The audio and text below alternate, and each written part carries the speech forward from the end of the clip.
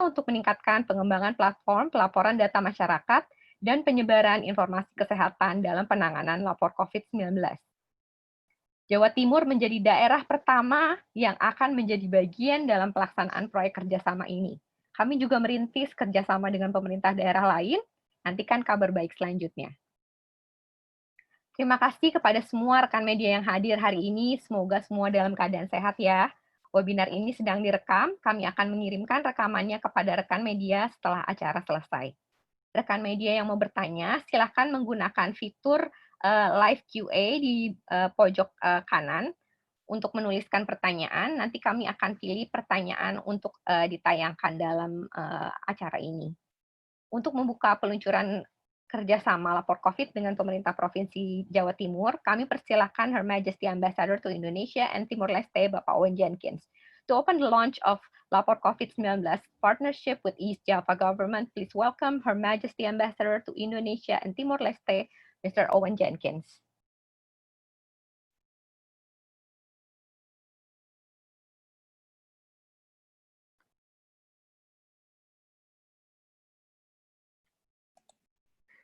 Terima kasih Mbak Carlina dan selamat datang kepada semua rekan media, rekan dari pemerintah Jawa Timur dan dari Lapor COVID. Saya mohon dimaklumi kalau saya berbicara dalam bahasa Inggris untuk acara ini karena bahasa Indonesia saya belum lancar. But let me say, first of all, how delighted I am to be launching this strategy between the British Embassy in Indonesia and East Java. East Java is a critical region, not just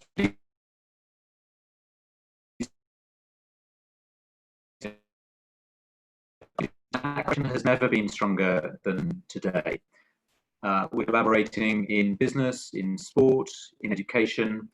We're sharing expertise on maritime and infrastructure development. Our creative industries are working together on film, on music, and on culture. And we're also at the cutting edge of technology and innovation. And only last month, a football team from Surabaya's sister city, Liverpool, which you might have heard of, won the English Premier League, which I think was a fantastic event in the shared history. So that breadth of the relationship between the United Kingdom and East Java is already very impressive. And I'm very pleased that today we are adding a further strand of cooperation. So, Excellency Governor Khofifa,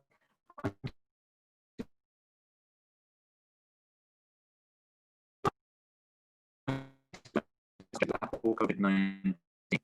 This project will be implemented initially in collaboration with the East Java COVID-19 task force, and will soon expand to West Java and DKI Jakarta also. The national government on this as well, in the context of their national program to improve data. We're in touch with KSP, with the Ministry of Health, and with other national authorities. So I'm proud to say that the UK and Indonesia are facing COVID-19 together, and I'm particularly the first phase of that is right here in East Java.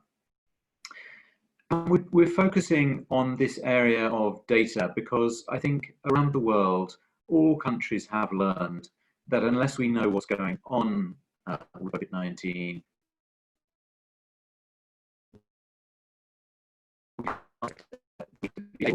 to identify COVID-19 hotspots quickly and address them. Data collection and management are critical in mitigating those public health risks. The East Java provincial government has already developed an innovative real-time data system to do exactly that, to analyse the spread of COVID-19 and then to respond to it. And the UK is very keen to support that project through Lapor COVID-19.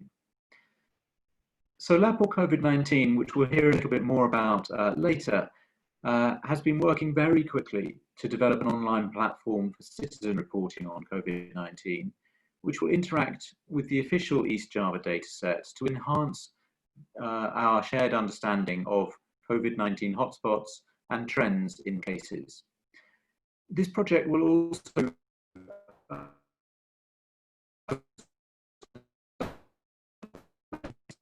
data is no use unless people know what to do with it. And we hope that that campaign will address the ongoing risks of transmission from a preventative angle, so allowing people to avoid catching the disease. And we'll try to sort that also. So I will say very little more by way of introduction, except that we are genuinely delighted to be working with Indonesia on a range of projects in response to COVID-19, including providing support to some of the most remote and hard to reach communities in this archipelago. And the collaboration that I'm launching today alongside Her Excellency the Governor is one more example of where we can and will collaborate to support Indonesia's people and its authorities in making a real difference on the ground and in real time to the lives of its citizens. Thank you.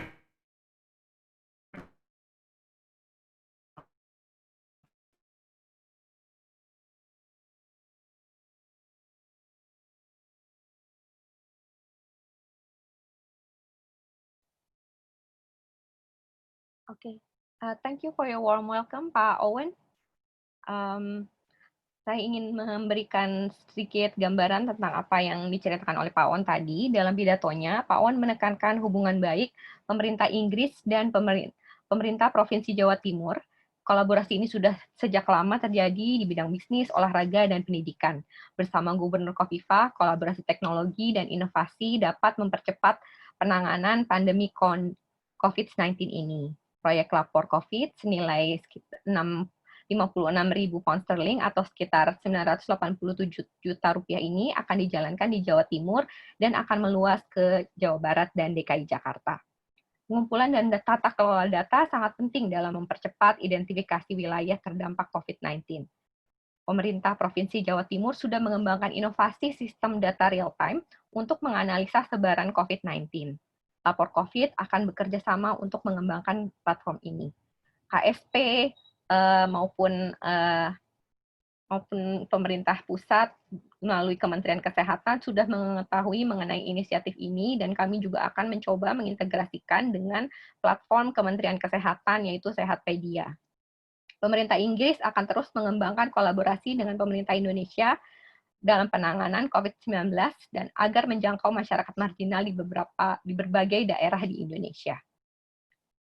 Dari pemerintah Provinsi Jawa Timur, kami akan memutarkan video dari Gubernur Jawa Timur Ibu Khofifah Indar Parawansa. Mungkin dibantu Alden untuk pemutaran videonya.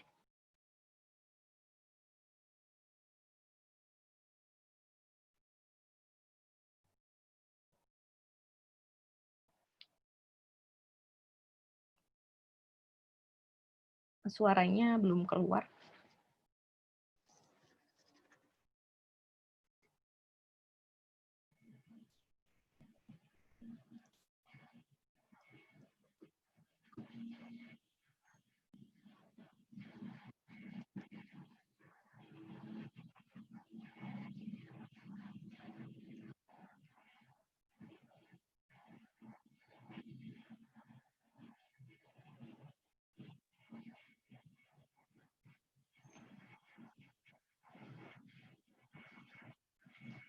Alden mungkin suaranya boleh dikeraskan, suaranya tidak terdengar.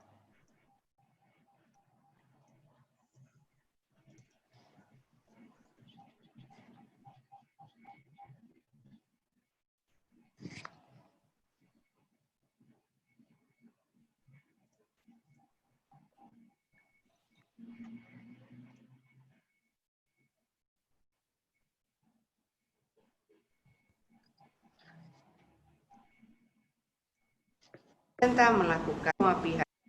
Kita ingin menyajikan data dari awal agar publik juga terkonfirmasi data-data yang kita sampaikan, kita update tiap sore, dan kemudian kita hari ini ingin memberikan perluasan akses data dan siapapun yang mengakses juga bisa mengukur misalnya dari rate of transmission.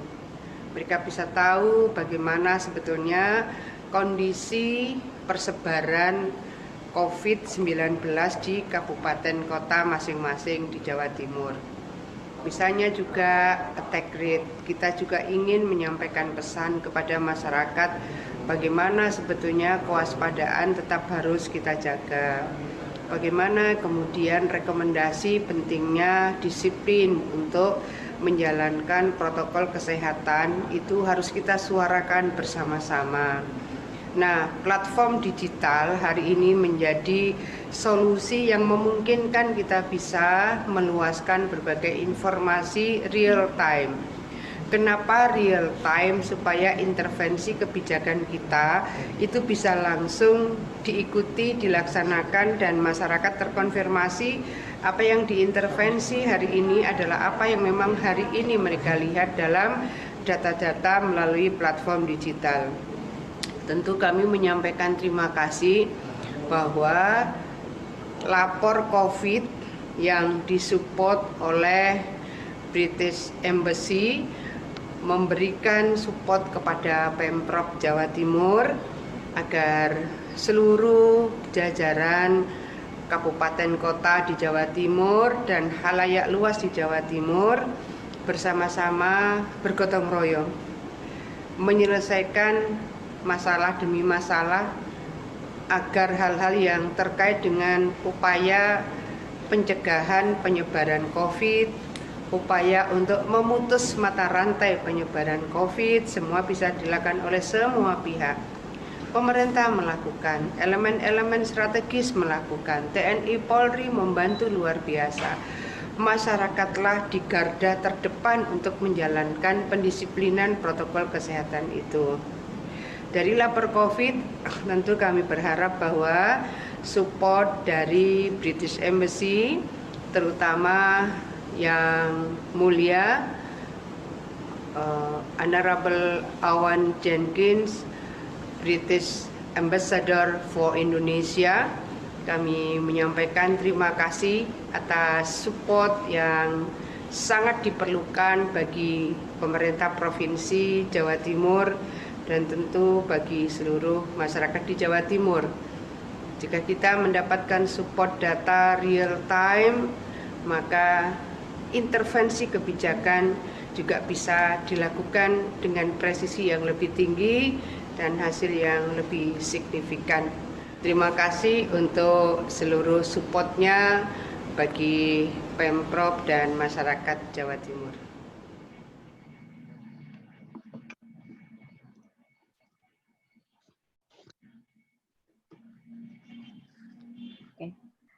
Terima kasih kepada semua pembicara yang dapat hadir hari ini. Semoga semua dalam keadaan sehat ya. Untuk rekan-rekan media, sekali lagi silahkan kalau mau bertanya bisa mengetik menggunakan kolom live Q&A.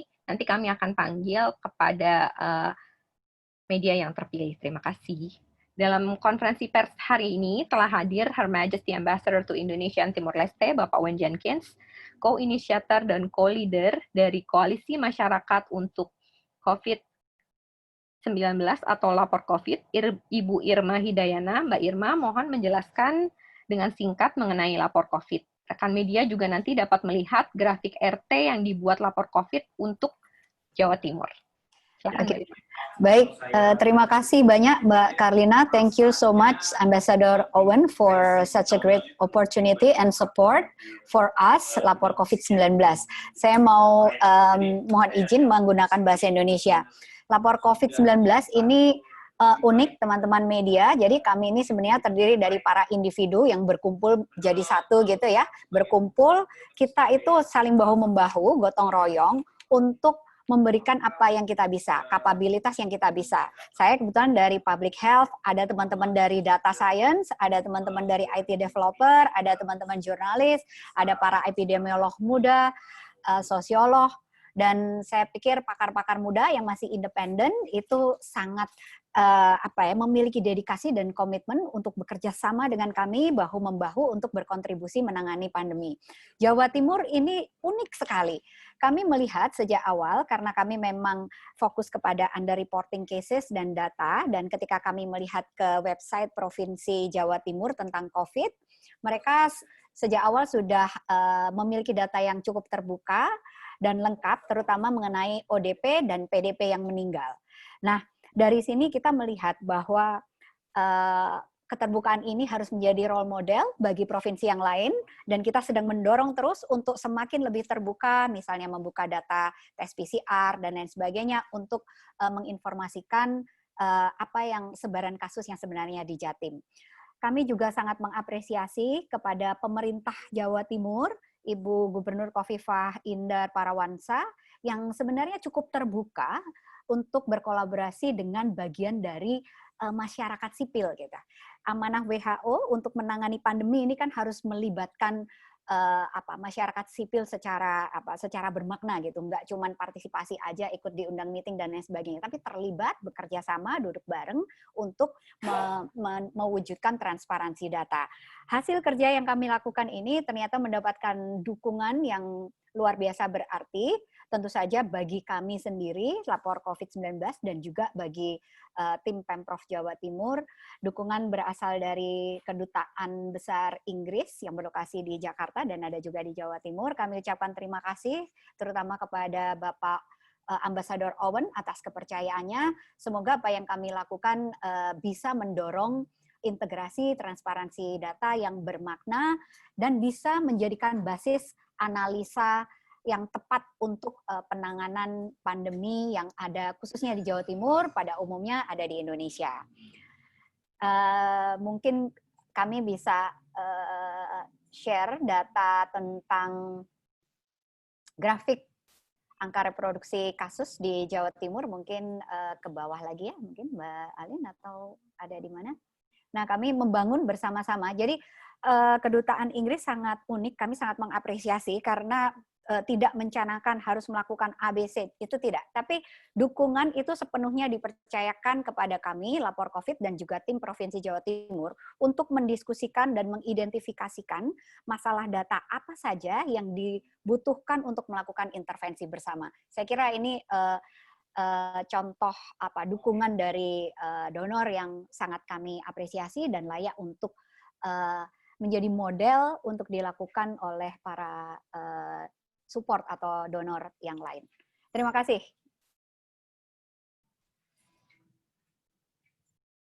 Terima kasih Mbak Irma atas penjelasannya. Ini menarik sekali ya, bisa dilihat tadi sudah ada wujudnya grafik RT yang dibuat Lapor COVID untuk Jawa Timur.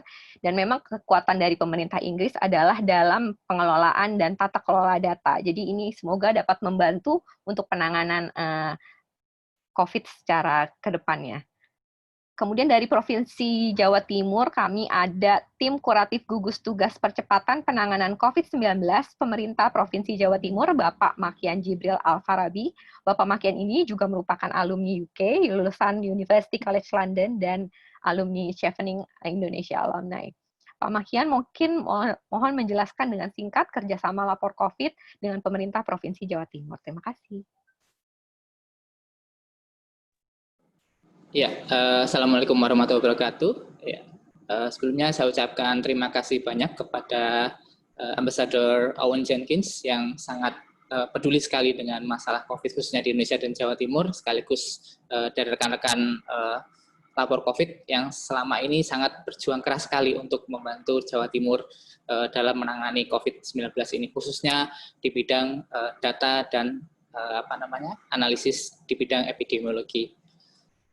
Saya juga sangat apresiasi sekali pada pemerintah Inggris karena kita sangat belajar banyak sekali dari penanganan COVID ini dari Inggris, mulai dari awal prediction model, terus mulai dari bagaimana menentukan kapan RT itu menjadi suatu pertimbangan untuk membuka atau menutup dari suatu restriksi, terus selanjutnya bagaimana yang terbaru ini, bagaimana dexamethasone menjadi salah satu kunci menjadi sebagai terapi bagi pasien-pasien COVID yang cukup berat, seperti itu. Kita sangat belajar banyak sekali, dan pada kesempatan ini kita berhasil untuk bisa memformalkan kolaborasi itu, dan sesuai dengan arahan Bapak Joko Widodo, 1 minggu yang lalu, beliau menyampaikan bahwa di sini penanganan COVID ini perlu dilakukan dengan tindakan-tindakan yang berbasis data, dengan mendengarkan para pakar-pakar epidemiologi, dengan menentukan kapan gas dan rem itu dipakai.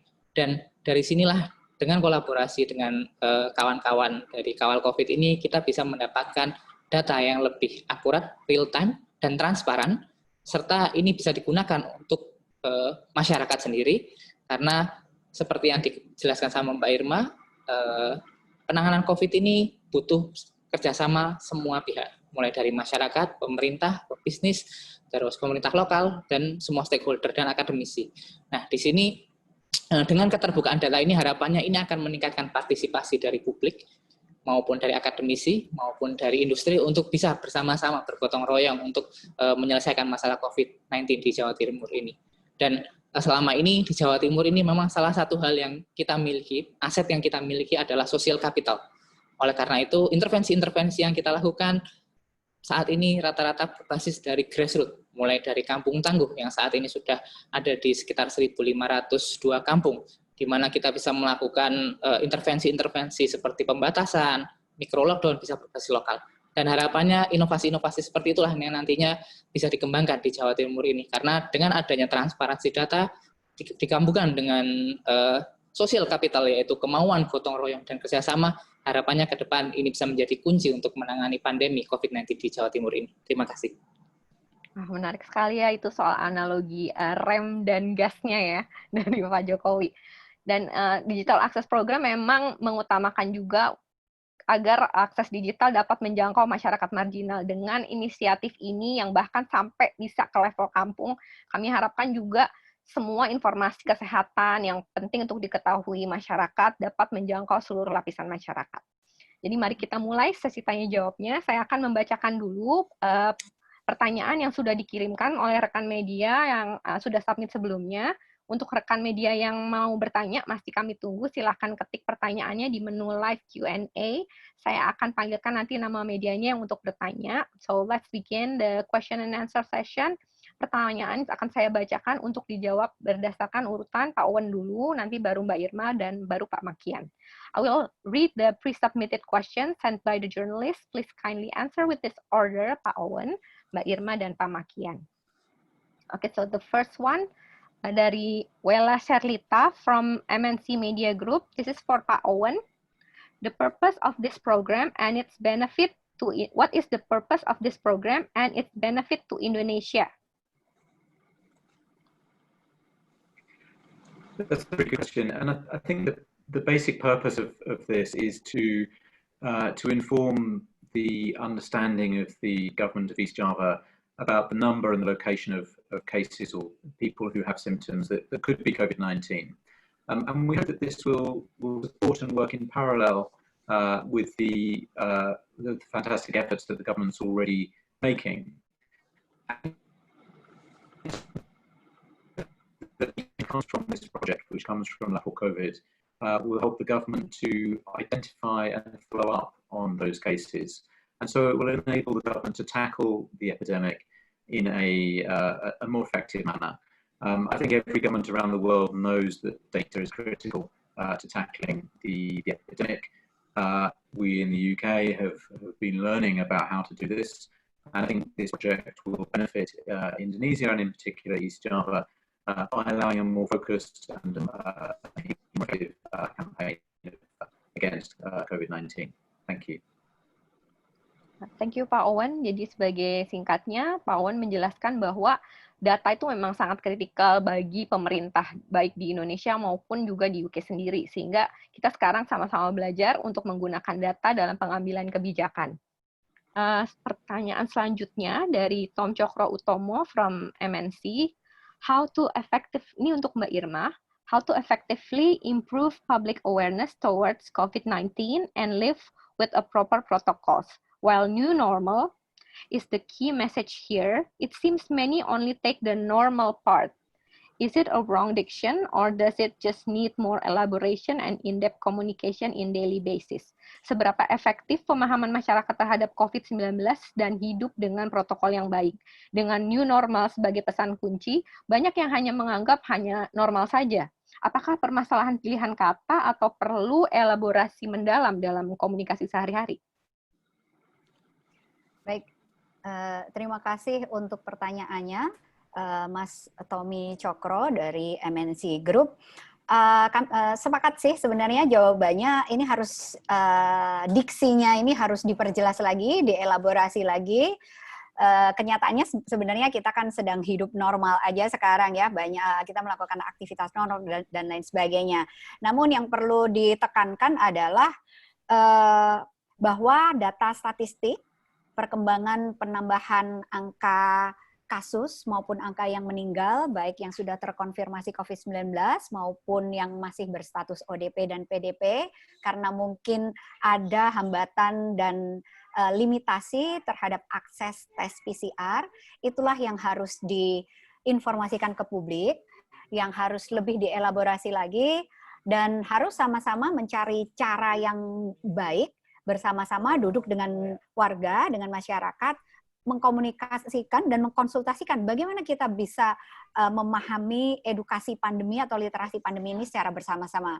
Pemerintah sebagai duty barrier adalah pemegang tanggung jawab utama ya sebenarnya untuk edukasi masyarakat, terutama untuk banyak hal terminologi dan juga untuk bagaimana sebenarnya penanganan COVID-19 yang sebenarnya.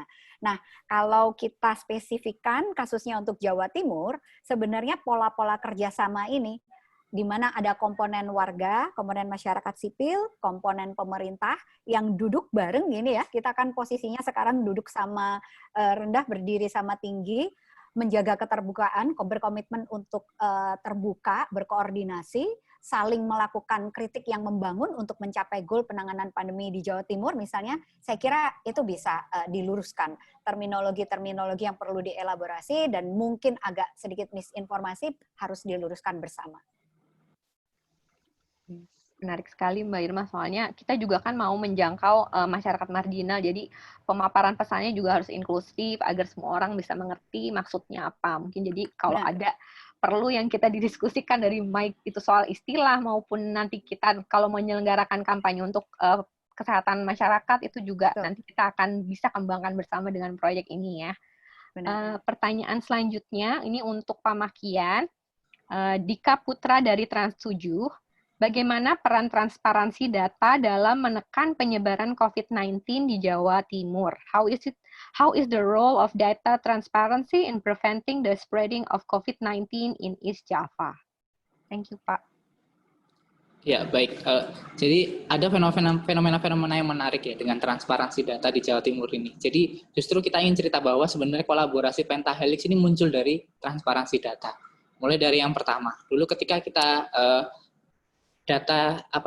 pengelolaan data itu sebenarnya memaksa pemerintahan itu menjadi pemerintahan yang 4.0, yang artinya data yang biasanya itu dikumpulkannya setiap mingguan, bulanan, kita harus mengumpulkannya secara real time, kan setiap hari. Dan dari pembukaan data itu kepada publik itu dari sektor akademisi, mereka memberikan banyak sekali masukan-masukan yang berharga, khususnya terkait perkembangan kasus COVID-19 di Jawa Timur, intervensi apa yang harus dilakukan, itu dari segi publik. Dari segi masyarakat, dulu kita pernah membuka yang namanya lokasi dari rumah-rumah pasien-pasien COVID-19 yang diacak 500 meter ya. Jadi ketika kita buka di radar COVID-19, ternyata akhirnya awareness itu muncul. Akhirnya masyarakat tahu, oh ternyata lokasi saya, kalau dulu kan orang itu hanya melihat statistik, tidak melihat bahwa apakah memang dia itu terdampak atau tidak. Ketika kita mulai membuka data lokasi, meskipun masih diacak ya, tapi dengan keterbukaan itu akhirnya masyarakat mulai sadar, oh ternyata dampak dari COVID itu sebesar itu ya, dan dari situlah akhirnya masyarakat itu mulai sadar yang namanya lokasi-lokasi yang ada kasus-kasus itu mulai mulai melakukan intervensi-intervensi seperti mulai RT-nya ada yang mulai ditutup gapurannya, ada yang mereka mulai polisi-polisi untuk masker itu mulai dijalankan. Nah seperti itulah contoh-contoh dari intervensi-intervensi berbasis transparansi data. Dan yang terakhir ini adalah Kampung Tangguh, karena dengan Kampung Tangguh ini kita mulai mencoba dari komunitas-komunitas terkecil kita memonitor kasus dan sebarannya dan perkembangannya. Karena dengan intervensi mikro seperti ini kita harapkan intervensi ini akan jauh lebih efektif untuk menekan COVID di level masyarakat. Dan seperti yang dikatakan Mbak Irma tadi, dengan adanya informasi yang terbuka ini, kaum-kaum marginal atau kaum yang sebelumnya mungkin hanya tahu data itu sebagai suatu hal yang mungkin belum konteksnya itu belum nyampe ke mereka bisa lebih sampai gitu, dan message itu bisa tersampaikan sehingga kita bisa dalam sense of crisis yang sama dan perasaan yang sama baik dari pemerintah maupun masyarakat seperti itu.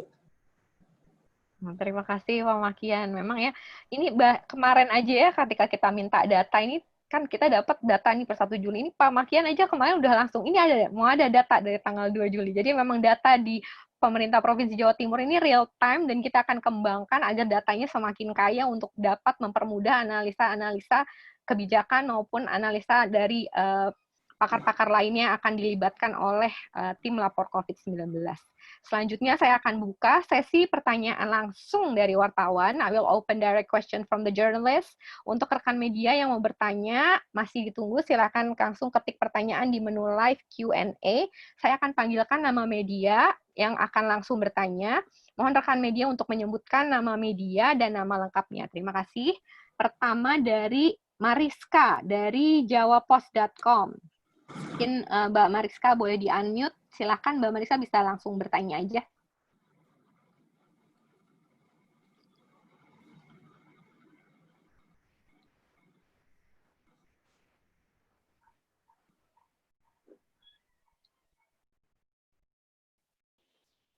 Halo Mbak Mariska. Halo. Oke, Mbak Halo. Mariska. Halo, ya kami bisa dengar. Silakan Mbak. Sudah dengar ya? Oke. Ini untuk siapa saja yang berkenan menjawab. Saya mau tanya pertanyaan pertama, mungkin saya sudah nulis juga sih Mbak tadi. Jawa Timur ini kan kasusnya tertinggi, salah satu yang tertinggi begitu kan kalau disebut setiap hari oleh juru bicara pemerintah Pak Ahmad Yuryanto. Ini memang karena tes yang masif, atau memang karena masyarakatnya masih abai dengan physical distancing atau protokol kesehatan dan memakai masker seperti itu.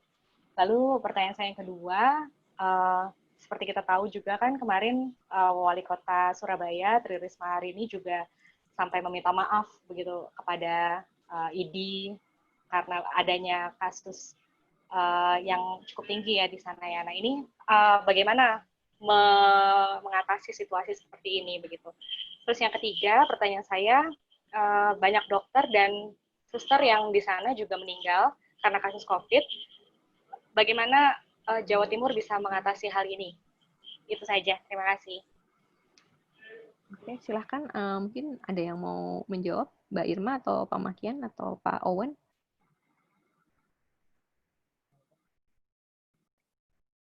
Saya jawab dulu yang nomor apa? Yang tadi ya. Yang pertama tadi apa tadi Mbak? Lupa saya. Yang pertama tadi. Pendapat tentang ada di bisa dilihat juga di menu Q&A di bawah itu ada ringkasan pertanyaannya sudah ditulis juga. Oke. Oh, tentang ini ya jumlah kasus yang tinggi di Jawa Timur itu ya. Iya. Jadi di Jawa Timur ini memang fenomenanya menarik ya. Kita masih benar-benar berkolaborasi dengan saintis untuk mencari black box atau misteri apa yang sebenarnya terjadi di Jawa Timur ini. Secara testing memang kita secara screening sudah melakukan testing yang cukup masif karena hampir semua yang dites itu melalui rapid test memang. Karena kita punya rapid test yang cukup banyak, kita sudah melakukan rapid test itu 450.000 rapid test. Terus ditambah lagi dengan kapasitas lab yang memang naik dalam 2 minggu terakhir ini. Kalau tidak salah dalam 1 minggu terakhir ini testing sudah mencapai sekitar 7.000, 8.000 testing yang dilakukan per minggu. Yang artinya memang perlahan-lahan testing di Jawa Timur ini mulai naik seperti itu. Dan yang ketiga, memang ketika kita melakukan analisis, kita dibantu oleh Persakni sekaligus IKF KM UNER. Memang di Surabaya Raya waktu akhir PSBB 2 kita melihat memang dari behavior masyarakat masih banyak yang ditemui belum patuh terhadap protokol kesehatan. Bahkan Pak Jokowi pun bilang kemarin ada sekitar 70%.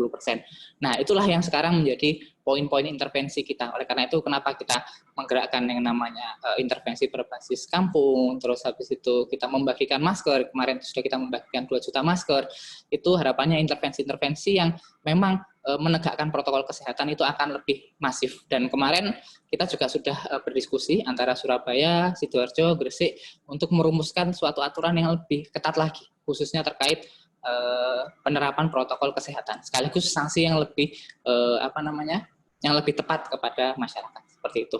Terus yang kedua terkait tenaga medis yang meninggal di Jawa Timur, memang kita telah melakukan audit bagi rumah sakit maupun kasus-kasus di Jawa Timur. Ada beberapa fenomena-fenomena menarik yang kita temukan, seperti contohnya memang ketika kita lihat dalam 2-3 minggu terakhir ini memang jumlah pasien, khususnya pasien PDP, itu yang ngamar di rumah sakit naik. Di sisi lain juga OTG itu juga naik, dan mereka juga masuk ke rumah sakit. Nah, dari sinilah kita kemarin sudah kedatangan dari Pak Menteri Kesehatan dan kita sudah berdiskusi, kita akan merencanakan untuk mulai memisahkan antara pasien-pasien yang ringan dengan sedang berat. Karena ketika rumah sakit itu penuh oleh pasien-pasien ringan, maka itu akan menjadi beban sehingga pasien-pasien yang seharusnya mendapatkan layanan lebih itu kekurangan bed. Oleh karena itu kita dulu mendirikan yang namanya rumah sakit darurat, dan alhamdulillah sekarang kapasitas sudah mencapai 200, dan di sana tingkat kesembuhannya juga sangat tinggi sekali, 70%, malah lebih tinggi daripada Jawa Timur sendiri, karena di sana khusus kasus-kasus ringan. Sedangkan kasus-kasus berat nanti kita akan prioritaskan di rumah sakit yang memang sudah siap.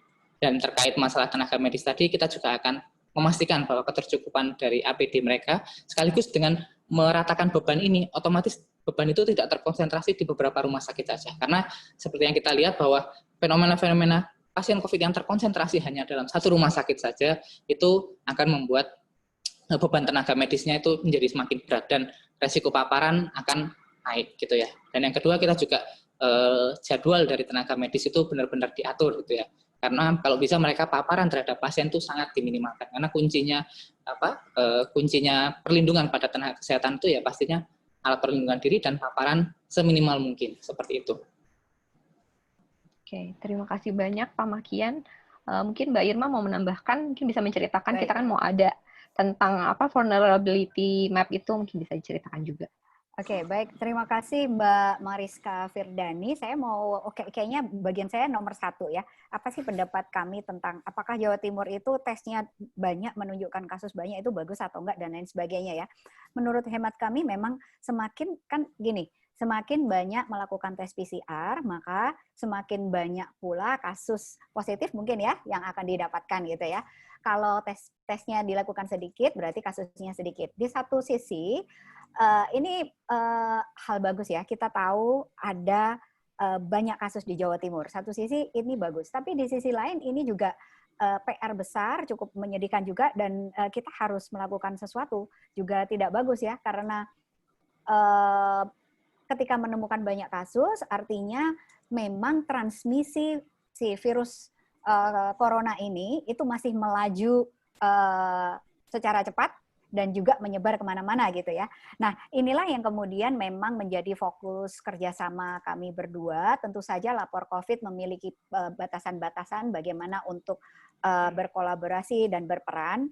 Setidaknya kami berperan di beberapa hal ya, soal pengumpulan data, mendorong pemerintah Jawa Timur untuk lebih transparan lagi, untuk menghadirkan data supaya kita bisa menghitung, menjadikan data-data itu sebagai basis analisa secara bersama-sama tim epidemiologi dari gugus tugas Jawa Timur dan juga bekerja sama dengan tim developer dan juga para biostatisticians dan juga epidemiolog yang ada di Lapor COVID untuk kemudian memberikan kepada pemerintah Jawa Timur berdasarkan data yang ada sebaran penyakit seperti ini, jadi kebijakan apa yang diambil. Nah, kita juga melakukan survei risiko persepsi. Jadi di sisi public health-nya kami melakukan beberapa hal itu. Tapi sebelum vaksin ditemukan, kita kan harus ada intervensi sosial ya. Bagaimana kita mengetahui?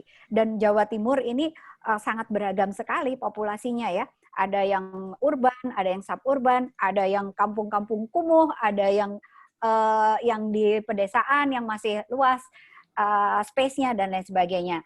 Nah, saat ini kami sedang juga melakukan kajian sosial untuk melihat, memetakan bagaimana situasi yang ada di sana, sehingga situasi sosial tentang apakah masyarakat itu menggunakan masker, kepatuhannya seperti apa, bagaimana persepsi mereka terhadap tes, baik rapid test maupun tes PCR khususnya, dan lain sebagainya. Nah, ini kita petakan, kemudian nanti hasilnya kita akan menyampaikan secara khusus kepada pemerintah Provinsi Jawa Timur, misalnya pemerintah Kota Surabaya dan kota kabupaten lainnya yang ada di Jawa Timur yang kita lakukan kajian sosialnya untuk menjadikan landasan ini sebagai intervensi kebijakan atau penanganan COVID selanjutnya. Gitu, Mbak. Ya, terima kasih Mbak Irma. Selanjutnya kita akan panggilkan Mas Genta. Ini Mas atau Mbak ya? Genta Tenri Mawangi dari Antara. Mungkin bisa di-unmute, bisa membacakan pertanyaannya. I think this is also relevant to Pak Owen. The question is with the funding, what kind of activities that it will be used? Is there any certain reason for developing data on COVID-19, and why we choose to work with East Java government? Ya. Sama kalau boleh satu lagi Mbak, pertanyaannya dari dua yang tadi, pertanyaan berikutnya, apakah dari kolaborasi ini nantinya mungkin tim gugus tugas Jawa Timur dan lapor COVID akan membuat yang namanya kurva epidemiologi atau apa analisis tambahan apa lagi sebenarnya yang mau dibuat dari kolaborasi ini untuk data, untuk memperkuat data COVID di Jawa Timur? Terima kasih. Okay. First off, I will ask Pak Owen. Pak Owen is with the funding. What activities that we support with the funding, and is there any specific data that we will provide on COVID-19, and why we choose to work with East Java government?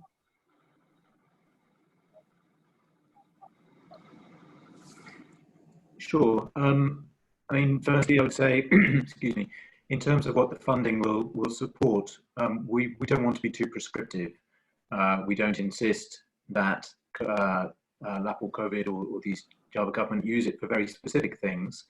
We're keen to support the gathering of data integration, and then the use of that data for public information purposes.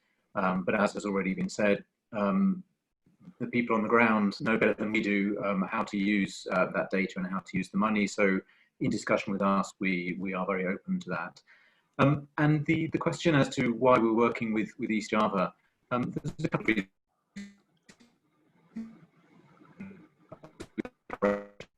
with East Java government in a whole range of areas. We have an office in East Java, so we have good connections there. And this enabled us to roll out this program quickly.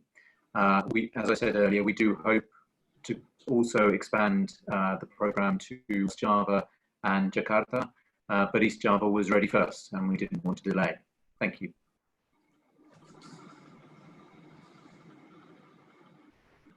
Mungkin dari Mbak Irma bisa menjawab soal pertanyaan tentang kurva epidemiologi, dan selanjutnya mohon maaf karena keterbatasan waktu kami harus menutup untuk ini. Mungkin terakhir dari Mbak Irma.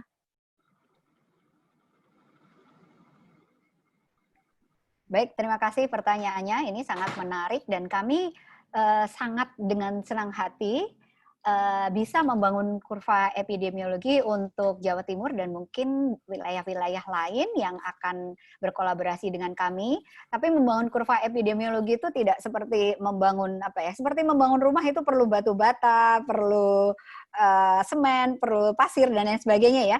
Nah, ini memerlukan komitmen yang sangat kuat dari Dr. Jibril sebagai perwakilan dari gugus tugas tim Jawa Timur dan seluruh Pemprov Jawa Timur untuk bisa memberikan bersama-sama membangun kurva epidemiologi dengan memberikan data yang lengkap yang dibutuhkan untuk membangun kurva epidemiologi. Itu saya kira PR kita, Pak Jibril ya, Dr. Jibril ya. Kita sudah mulai. Ya, Pak Jibril mungkin ada tanggapan sedikit, Pak. Ya, setuju. Jadi memang kurva epidemiologi di Indonesia ini sama seperti katanya Mbak Irma ya. Kita itu membangun tuh kadang-kadang kita mau membangun kurva, tapi kalau datanya tidak lengkap ya tidak jadi gitu ya. Tapi di sini kita itu ibaratnya seperti puzzle. Kurva epidemiologi akan kita buat bareng-bareng. Data dari pemerintah Provinsi Jawa Timur kita sudah diskusikan dengan teman-teman di Lapor COVID-19 dan kita sudah berhasil membuat rate of transmission. Itu adalah salah satu komponen yang juga akan penting dalam pertimbangan keputusan epidemiologis. Dan ke depan kurva epidemiologi juga kita akan saling bekerja sama untuk mengumpulkan puzzle-puzzle ini supaya kurva itu bisa benar-benar dibangun secara kolaborasi seperti itu. Oke, terima kasih banyak atas kehadiran rekan media dan semua pembicara yang hadir saat ini. We have reached the end of our press launch. Mohon maaf sekali karena keterbatasan waktu, kami harus akhiri konferensi pers peluncuran kerjasama lapor COVID dengan pemerintah Provinsi Jawa Timur, British Embassy Jakarta, dan Bapak Ambassador Owen Jenkins. Sangat senang atas kehadiran rekan media semua di sini. Mohon maaf tidak semua pertanyaan bisa kami jawab, tapi selanjutnya kita tidak berhenti di sini. Jawa Timur adalah peluncuran pertama untuk program ini. Selanjutnya kami akan membawa kabar baik dari kerjasama dengan provinsi lain, Jawa Barat dan DKI Jakarta. Semoga kita semua diberikan kesehatan dan pandemi COVID-19 ini segera berlalu. Terima kasih semua rekan-rekan media. Sampai jumpa dan terima kasih. Thank you Mbak Karlina. Terima kasih Pak Makian, terima kasih Mbak Irma. Terima kasih Mbak Karlina. Thank you Pak Owen. Thank you Ambassador Owen. Live ya Mbak ya? Ya, silahkan Mbak. Oke, terima kasih. Thank you very much. Thank you, Mbak Karlina. Thank you, Bu Irma. Thank you, Pak Makian. See you soon. See you. Bye. Bye-bye.